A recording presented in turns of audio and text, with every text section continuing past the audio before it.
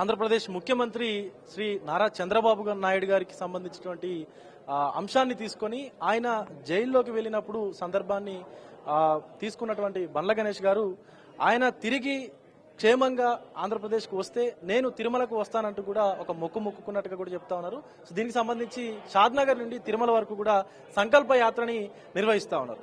అసలు ఏంటి సంకల్ప యాత్ర, దేనికోసం నిర్వహిస్తా ఉన్నారు అనేది బండ్ల గణేష్ మాటల్లోనే అడిగైతే తెలుసుకునేటువంటి ప్రయత్నం చేద్దాం. గణేష్ గారు, అసలు ఏంటి యాత్ర, ఏంటి, దేనికి సంబంధించింది? ఇది కేవలం దైవ కార్యక్రమం. భగవంతుడి కోసం, ఆ శ్రీ కలియుగదైవం శ్రీ వెంకటేశ్వర స్వామి కోసం మొక్కున్న మొక్కిది. నాయకులు, భారతదేశంలోనే అతి గొప్ప వ్యక్తి మహోన్నత శక్తి అనే శ్రీ చంద్రబాబు నాయుడు గారు అరెస్ట్ అయినప్పుడు ఒకరోజు వస్తారు, 2 రోజులు వస్తారు, 3 రోజులు వస్తారు, బయటకు వస్తారులే అని ఎదురు చూస్తూ ఉన్నాం.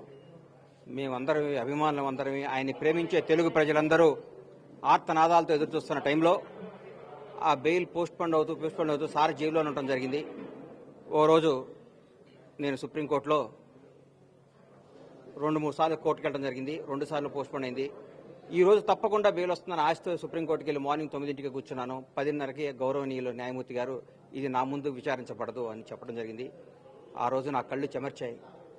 సుప్రీంకోర్టు బయటకు వచ్చాను, ఆకాశం వైపు చూశాను, 7 గంటల వాడికి మొక్కున్నాను. అయ్యా, నువ్వే చంద్రబాబు గారిని ప్రాణాలతో బయటకు తీసుకొని రండి, మీకేమి ఇచ్చుకోలేము, నా గడప నుంచి నీ గడప దాకా కాళ్ళు నడకన వచ్చి నీ రుణం తీర్చుకుంటానయ్యా, నీ మొక్కు తీర్చుకుంటాను స్వామిని, మా సార్ని బయట మొక్కవడం జరిగింది. అనుకున్న 4 రోజులకే సార్ బయటికి రావడం జరిగింది. గత వారమే ఆ కేసు పూర్తిగా కొట్టేయడం జరిగింది. కొట్టేసినా కూడా 7 గంటల వాడు మొక్కును ఆపుకోవటం తప్పు అని భావించి ఈరోజు మా ఊరు నుంచి పాదయాత్ర మొదలుపెట్టాను.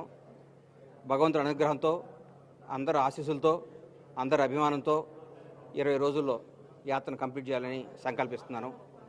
ఇందులో ఏ రాజకీయ ఉద్దేశం కానీ ఏ ఉద్దేశం కానీ లేదు. ఇది కేవలం దైవ కార్యక్రమం. బండ్ల గణేష్ గారు ఈ యాత్రను అయితే మొదలు పెడతా ఉన్నారు. ముఖ్యంగా చంద్రబాబు నాయుడు గారు ఆ రోజు ఏదైతే జైలుకు వెళ్లారో, జైలుకు వెళ్ళినటువంటి సందర్భం ఏదైతే ఉందో, ఆ జైలుకు వెళ్ళినటువంటి సందర్భాన్ని తీసుకొని ఆయన క్షేమంగా బయటపడితే ఖచ్చితంగా మేము నా గడప నుండి నీ గడప వరకు కూడా నేను పాదయాత్ర ద్వారా వస్తానంటూ కూడా తిరుమల శ్రీవారికి మొక్కుకున్నట్టు కూడా గణేష్ అయితే చెప్తా ఉన్నారు. ఇప్పుడు కొద్దిసేపట్లో ఇటు ప్రారంభం కూడా కానుంది ఈ సంకల్ప యాత్ర.